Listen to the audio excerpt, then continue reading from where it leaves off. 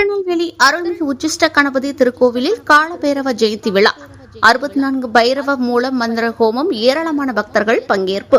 திருநெல்வேலி தாமிரபரணி ஆற்றங்கரையில் மணிமூர்த்தீஸ்வரத்தில் ராஜகோபுரத்துடன் 8 நிலை மண்டபங்கள் 3 பிரகாரங்கள் கொடிமரத்துடன் ஸ்ரீ உச்சிஷ்ட கணபதி ஆலயம் அமைந்துள்ளது.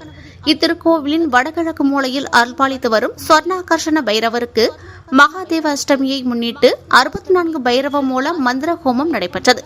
ஹோமத்தில் 64 கலசங்கள் வைத்தும் நெல்லிக்கனி மற்றும் தேன் கொண்டு பைரவ ஹோமம் நடைபெற்று பூர்ணாகிதி நடைபெற்றது.